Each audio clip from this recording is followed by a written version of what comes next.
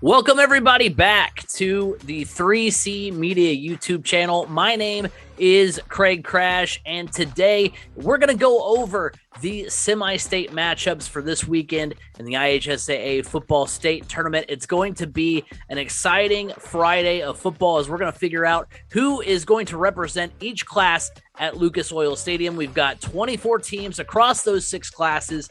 It's been an exciting tournament so far, and I can't wait to see what happens on semifinal weekend. And I figured since we didn't really do anything for the regionals, I was out of town, that it would be cool to do something special to preview the semi-state matchups. And that special thing that I thought of was a tier list. Let's go ahead and get into it.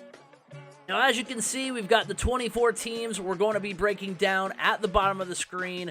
We also have the 4 tiers of where these teams are going to be classified. So we've got our banner raisers. Those are the teams that I think are the overwhelming favorites to take home the hardware at Lucas Oil Stadium here in a couple of weeks. Those are the teams I'm very confident those are going to be your state champions. Ticket to Lucas Oil means I think they can get there. Whether or not they're going to go ahead and win, I'm not entirely sure. At least I'm not as sure as I am about the teams in the banner raiser category. We've got our dark horses where I don't feel comfortable making them my selection for the week, but I definitely wouldn't be surprised to see them in the state tournament, or in the state finals, excuse me. And then we've also got nice run but, which basically means, hey, you've had a nice run to this point, taking nothing away from the run that you've had, but I just don't see you going to Lucas Oil and winning in the state finals here in a couple of weekends. So without further ado, let's go ahead and start breaking down these teams. They're not really in order of class here,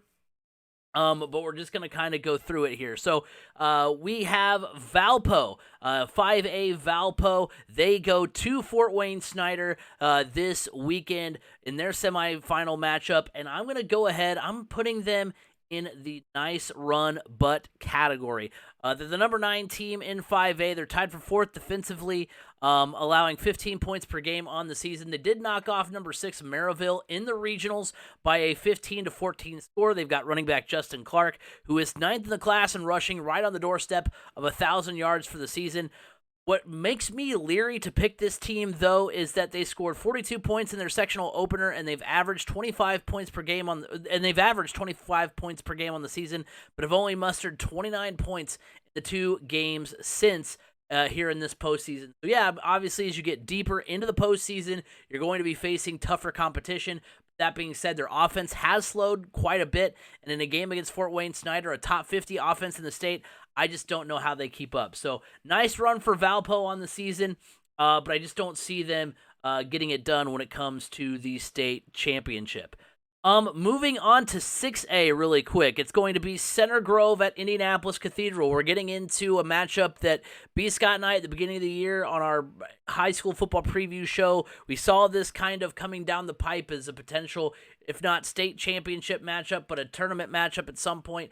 Cathedral versus Center Grove. It's going to be a hotly contested matchup, a game that Cathedral won 40-39 or 40-29 in the regular season. And you've got, as far as 6A is concerned, these semi-state matchups feature the 4th, 5th, 6th, and 8th best defenses in 6A, allowing between 32 and 38 points per game. These semi-state matchups also feature the 2nd, 3rd, and 7th best defenses in 6A, allowing 9 to 17 points allowed per game. Center Grove is the only team not in the top 10 defensively in the class. So looking at Center Grove, they're the 2-time defending 6A champions. They're number 4 in 6A at 10-2.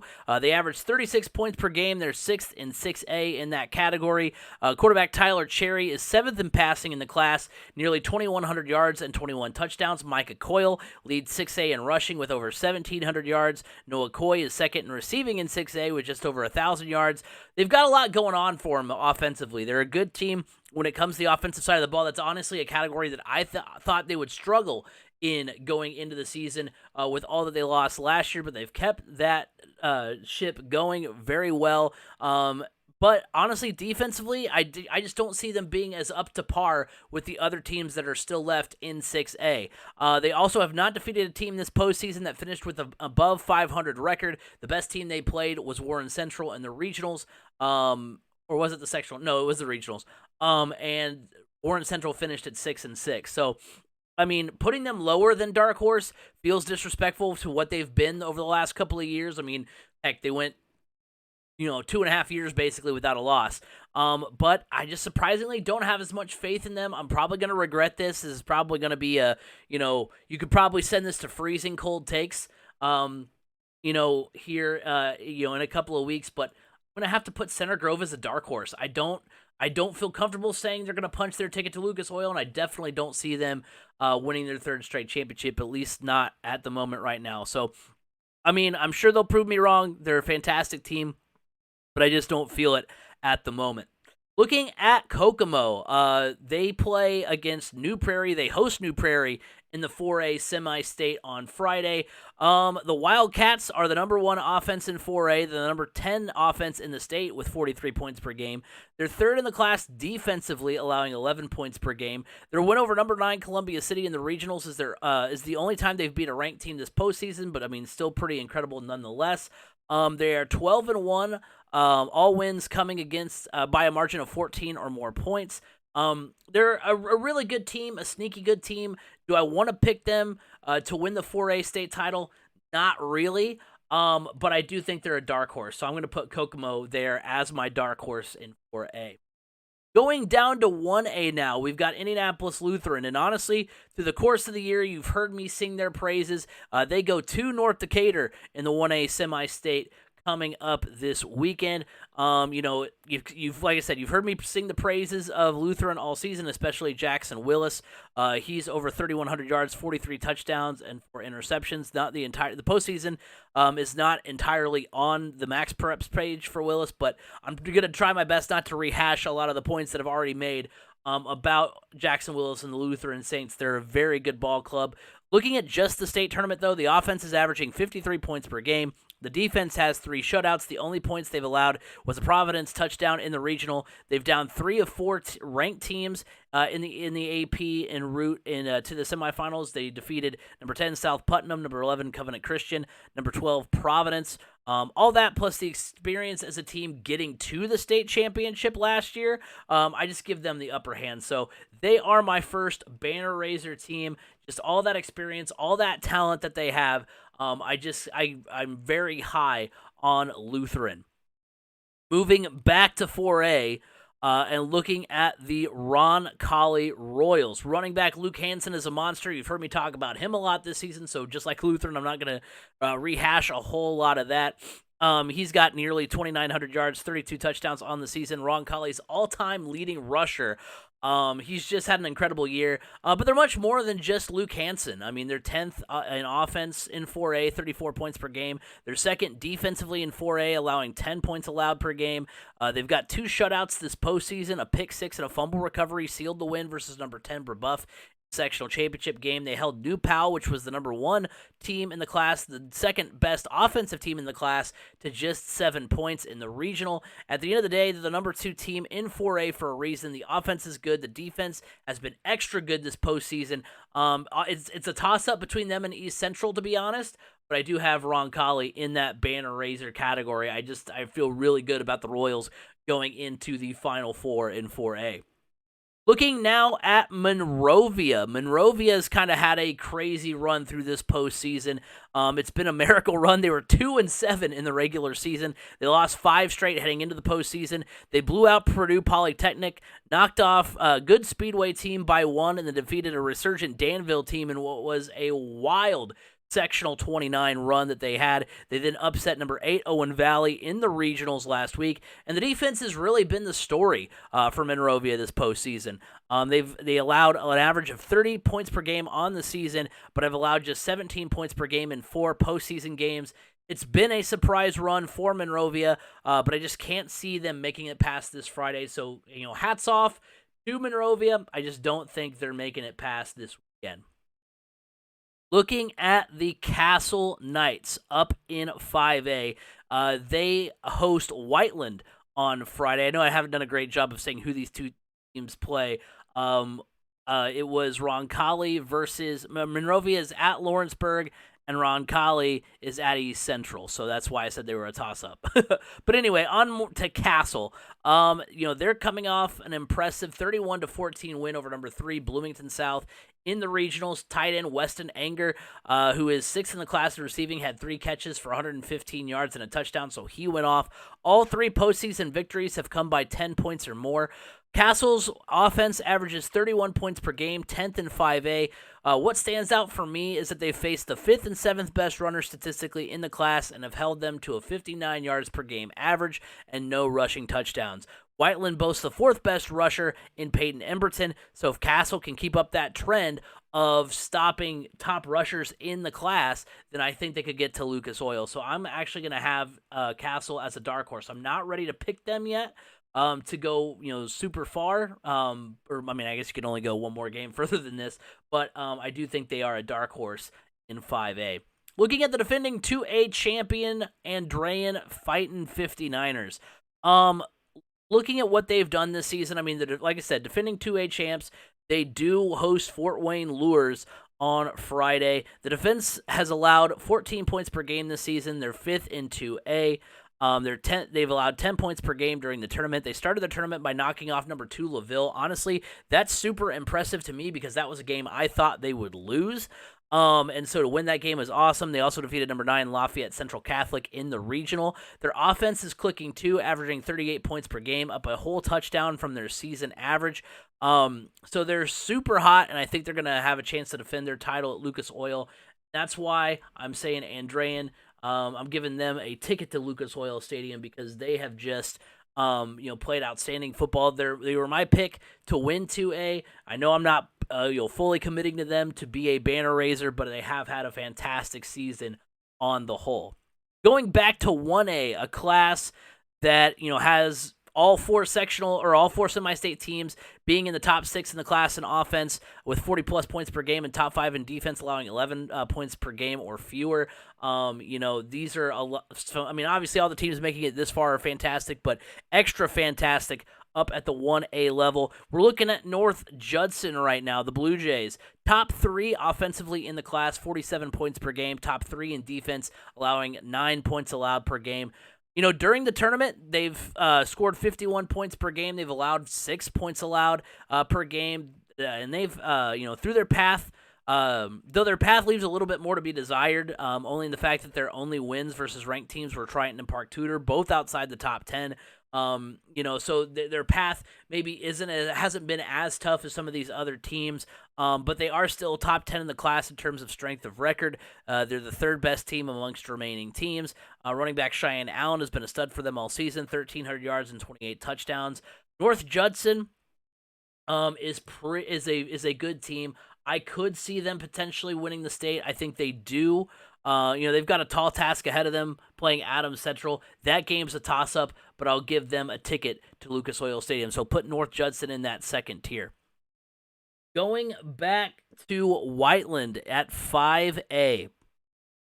Whiteland on the season is the number 2 team in 5A. They're 11-1 record-wise. They're number 3 in the class, both offensively and defensively. They score 37 points per game. They allow 14 points per game. We mentioned Peyton Emberton earlier on. He is nearing 1,200 yards. He's the 4th best rusher in the class. This postseason, Whiteland is averaging 45 points per game, allowing just 6 points per game. They've allowed just 3 points in sectional 14. That's pretty incredible.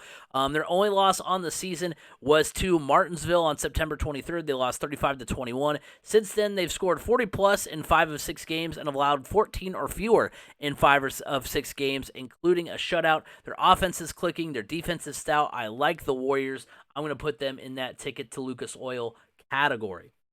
Now looking at New Prairie at the 4A level, they will play Kokomo on Friday night. They're number 6 in the class, 12-1 on the season. They're the 5th best offense in 4A, of averaging 37 points per game. Running back Noah Manunga is 5th in the class and rushing with nearly 1,800 yards. This postseason, the Cougars have crossed the 40-point threshold in all 4 games. They had just 2 40-point games in 40-plus point games in the regular season. Their defense is 4th in 4A, allowing 11 points per game. But their path to the semis has been by far the easiest of the 4 teams left in the class. So I'm just not as sold on the Cougars as I am the rest of the 4A squad. So that is why I'm putting them in the nice run but category. They've had a great run to this point. I'm just not super confident on their ability to make it to Lucas Oil Stadium and eventually win the state title. Staying in 4A, we've got East Central. Yes, I am going to do this. I'm going to put 2 4A teams in my banner raiser category.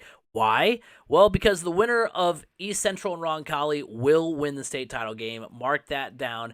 I know there have been other coin flip situations that we've talked about already tonight, but I feel the most confident in saying the winner of the Trojans and Royals will take home the trophy at Lucas Oil Stadium. I'm super confident in that. You've got East Central, who is number 4 in the class. They're 3rd offensively with 39 points per game. Running back Josh Ringer has been incredible in his own right. Aside from, Luke Hansen has stolen a lot of the headlines in 4A, but Josh Ringer has been just as incredible. He's 3rd in 4A in rushing with 1,891 yards, 31 touchdowns. The East Central is top of the class defensively, allowing 10 points per game, 2 shutouts this postseason. And speaking of the tournament, the Trojans have knocked off number 14 Martinsville, number 11 Evansville Memorial on their path to this stage in the postseason. Look, the bottom line is this. East Central and Roncalli played in Week 9. Roncalli won a close one at East Central, 21-19. Luke Hansen was held to his lowest output of the season, 121 yards, and it was one of only 2 games this season that he did not score a touchdown. Josh Ringer, on the other side, had a couple of touchdown runs. So this game is a coin flip, and so that's why I have them both as banner raisers, because they are so similar. They're so good. East Central was so close to knocking off Roncalli. It's another shot at the Royals at home, and so it's going to be a very tough game.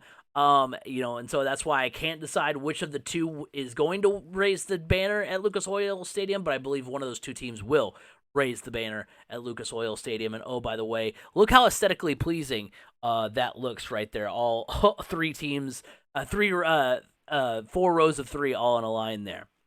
So now let's go back to 2A, Fort Wayne Lures. Looking at Fort Wayne Lures, they're 8-5 on the season, but their regular season was brutal. They were 4-5, didn't play a team below 3A until the tournament. They only have 4 games this regular season where they scored 40-plus points. They've scored 30 or more in every game this postseason, so their offense is clicking right now. They have wins over number 13 Churubusco and number 8 Eastside. They've got quarterback Charlie Stansky, who's 4th in 2A in passing, and Nick Thompson, who's 5th in the class in receiving, but they play Andrean, the best team they've faced this postseason by far, and who is also hitting their stride. So it's just kind of one of those things where, yeah, you're playing your best football, but the team the team you're going up against is playing their best football, and they're also just kind of the better team. So, you know what, Fort Wayne Lures, it's been a nice run, but I don't see you going too much further here in the state tournament. Now back to 6A, talking about the team that Center Grove will play in the semi-state matchup, and that is the Cathedral Irish. And looking at what Cathedral has done this season, they're the defending 5A champs, and they have not disappointed after being bumped up to 6A. The number 2 in the class, 10-1 on the season. The number 5 offensively in the class, 38 points per game is their average. They have Danny O'Neill, who is the top passer in 6A with 2,600 yards and 32 touchdowns. Ron Tibbs has had a fantastic season. He's 6th in the class in receiving with nearly 900 yards. Their defense has been really good. They're number 7 defensively in 6A, allowing 17 points per game. They've beaten every team they've played this season, which is pretty incredible. They avenged their only loss of the season by beating number 3 Brownsburg in the regional last weekend. So they're the number 1 team in the state, according to the Sagarin ratings. They've proven they belong at 6A. They were our preseason pick to win the state title, so I'm still going with Cathedral. I'm going to put them up in a Razor category. They've just had a sensational season. Staying in 6A, we've got Hamilton Southeastern at Carroll of Fort Wayne. And, I'm going to do the same thing I did in 4A. I'm putting 2 6A teams at the banner raiser level. I know, is it redundant to have two 6A teams that are banner raisers? Absolutely. But dang, man, this Hamilton Southeastern team is on a tear this season. And I mean, let's talk about being battle tested. They're number 1 in 6A. They're 12-0. They beat number 11 Fishers twice. The first time in overtime, the second time in the postseason. They beat number 9 Westfield twice. Once in the regular season, once in the postseason. They knocked off number 1 Brownsburg in the final week of the regular season. They're number 8 offensively in 6A, averaging 32 points per game. Running back Jalen Alexander is over 1,500 yards this season. He's second in the class. Wide receiver Donovan Hamilton is 8th in receiving in the class with 750 yards. They're number 3 defensively in 6A, allowing 14 points per game. They've had 2 shutouts this postseason, including the regional win over number 9 Westfield. They just kind of feel like a team of destiny. They've put together this fantastic season, and they kind of have, I don't want to say they've flown under the radar. I mean, they're literally the number 1 team in the state, but at the same time, I mean, you know, at the beginning of the year, you talk about your Cathedrals, you talk about your Center Groves, you talk about your Carmels, you talk about, you know, your Westfield, you talk all these teams, and you don't necessarily think about, you know, a team like a Hamilton Southeastern, and they have just rose to the occasion. Like I said, they feel like a team of destiny, and I would not be surprised to see them raise the banner this year at the state championship level. So I've got Hamilton Southeastern as a banner raiser. Back to 2A now. I know it's kind of jumping all around here, but that's the nature of the tier list. So looking at Evansville Modern Day, you know, like Lures, their first 2A game happened in the tournament, 3A and above through the regular season. They're the defending 2A runner-up from last year, the third-ranked defense in 2A, allowing 13 points per game. Their quarterback, Mason Wunderlich, is second in 2A in passing with 2,418 yards. They've had 3 wins versus ranked teams this postseason. Number 10, Perry Central. Number 15, North Posey. And number 4, Triton Central. But it's honestly, the reason why I'm putting them as a dark horse is not because I don't think they can get to Lucas Oil or they can win. But I just like Linton Stockton just a little bit better, and that is who they play in the semi-state. So it's a tall task for sure to, you know, beat Linton Stockton. But it is at Evansville Modern Day, so that's a little bit of something that's going for that squad. But I'm going to have Evansville Modern Day at the banner raiser level, or at the dark horse level. Back to 6A now as we look at the Carroll of Fort Wayne Chargers. I mean, I've liked this team all season. They've had a lot of good games. Their defense has been really impressive. They're 12-0, number 5 in the class overall. They're 4th offensively in 6A, averaging 39 points per game. Quarterback Jimmy Sullivan is 8th in the class in passing yards as he nears 2,000 yards on the season. Running back Nathan Starks is nearing 1,100 yards, 7th in 6A. They're 2nd defensively in 6A, allowing 9 points per game. And they've allowed 8 or fewer points in 7 of their 12 games this season, including 3 shutouts. So their offense is good. Their defense is good. They faced ranked opponents at every step of the way in this postseason. They knocked off number 10 Penn in the sectional opener, number 3 Warsaw in the sectional championship, and then number 13 Lafayette Jeff in the regional. So, I mean, they've played, you know, so many good teams. I could legitimately see any of these 6A teams winning the title, and that's no different for Carroll of Fort Wayne. I'm going to put them at the dark horse level. So, yes, I have 2 6A dark horses in Center Grove and Carroll, and I've got 2 6A banner raisers in Cathedral and Hamilton Southeastern. That class is going to be insane going the rest of the way. Now, let's go back to 3A and talk about Lawrenceburg, who faces a Valpo. Not Valpo, excuse me, who plays, who do they play? I gotta get back up here and look at it. Who plays Monrovia, that's right, in the 3A semi-state coming up here.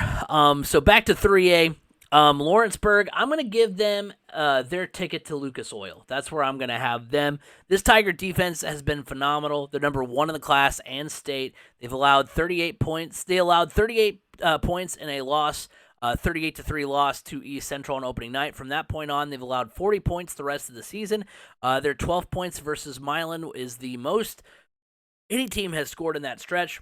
They also had 6 straight shutouts from September 9th to October 14th. They have seven shutouts on the season. Their win over number 10 Southridge last week is the only ranked team they defeated this postseason. They do have Monrovia, and so that's why I think they move on. So I'm not ready to pick Lawrenceburg to win the 3A title, but I do think that they win this weekend to make it to Lucas Oil Stadium.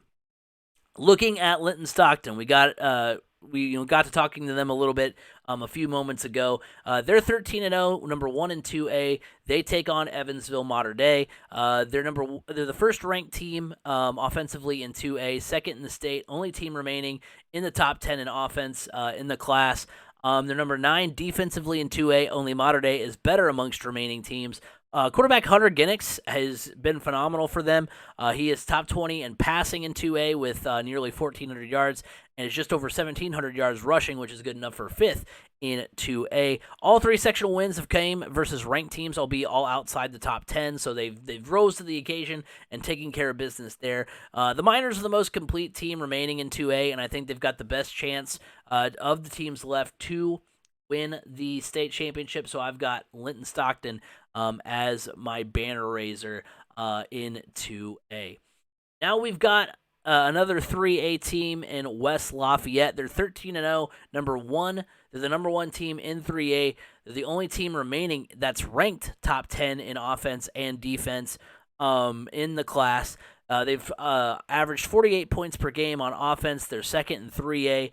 5th in the state, so they're 47 points per game on offense, second in 3A, 5th in the state. Quarterback Max Mullis is top 5 overall in passing in the class, with 2,259 yards and 28 touchdowns.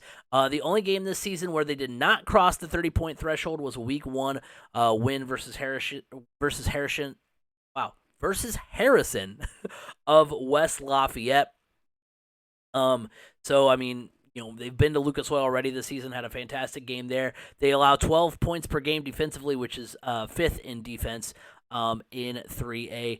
Their only win versus a ranked team came versus number 5, Hanover Central, in the sectional championship game.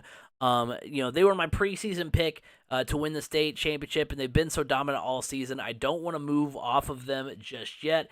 Going to be a tough matchup against Chittard coming up on Friday, but I do put West Lafayette in the banner raiser category. I like what they've been able to do this season. Last 5A team we're going to cover is Fort Wayne Snyder. They host Valpo.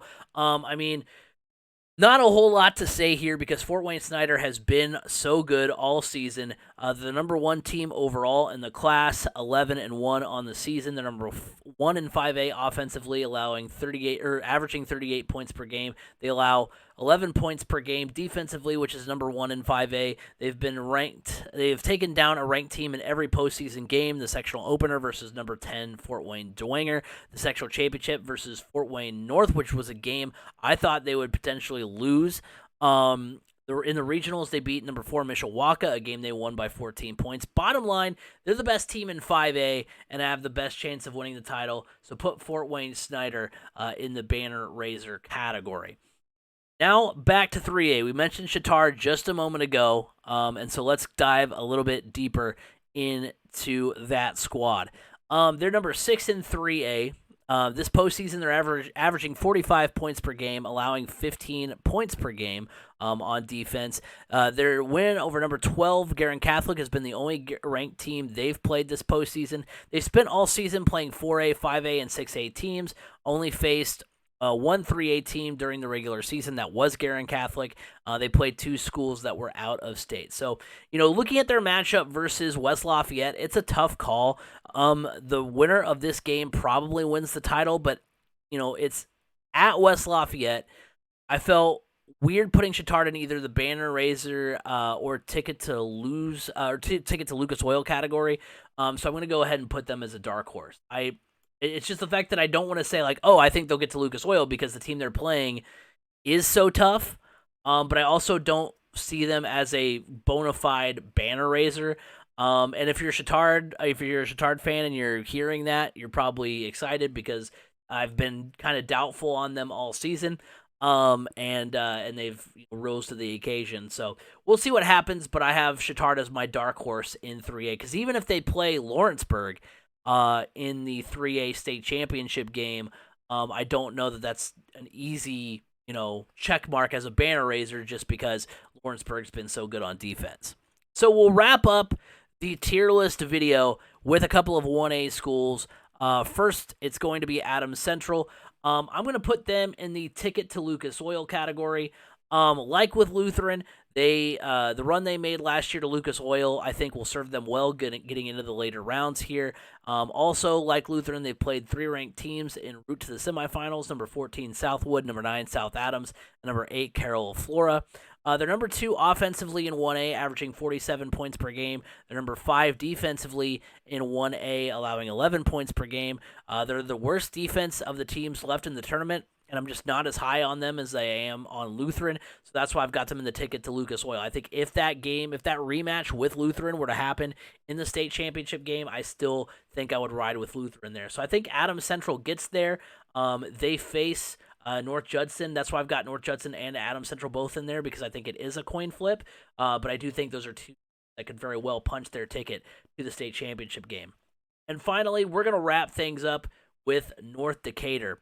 You know what? And I'm going to put them, I'm kind of going to start and end on a little bit of a downer here as I'm going to put them in the nice run but category. I have to put them here. It would be a cop-out to essentially say that every team could make it to Lucas Oil aside from Lutheran, who I'm saying could win the state championship game. They did knock off number 6 Sheridan in the regionals. They knocked off number 7 Tri during their sectional run. They do have the top defense in 1A, allowing 7 points on the season, 11 points allowed during this postseason, 11 points allowed per game during this postseason that they've had. Their offense is solid, 42 points per game on the season. They're 6th overall in 1A. Quarterback Carson Palmer is top 10 in the class in passing. Running back Reed Messer is top 10 in the class in rushing. But North Decatur has not been held to under 30 points all regular season, but have had 3 games of fewer than 30 points during this postseason run. They've had an impressive postseason, but I just don't have as much faith as I do with them as I do the rest of the teams in the class. So they have a tough task against Lutheran, and I just don't see them making past that game. I like Lutheran in that game. So a nice run by North Decatur. I just don't think they'll get much past that point. So looking back across the 24 teams here, I've got Lutheran, Roncalli, East Central, Cathedral, Hamilton Southeastern, Linton, West Lafayette, and Fort Wayne Snyder as my banner raisers. I've got Andrean, North Judson, Whiteland, Lawrenceburg, and Adams Central as my ticket to Lucas Oil teams. My dark horses are Center Grove, Kokomo, Castle, Evansville, Mater Dei, Carroll, and Chatard. And my nice run butt teams are Valpo, Monrovia, New Prairie, Fort Wayne Lures, and North Decatur. It's going to be a fun semi-state weekend. I can't wait to find out which teams will be representing their class at Lucas Oil Stadium. It's been an incredible tournament so far, and I hope you guys will continue to enjoy it and continue to enjoy it with us here at 3C Media. So thank you guys for watching this tier list video, and I hope you guys have a good rest of your week.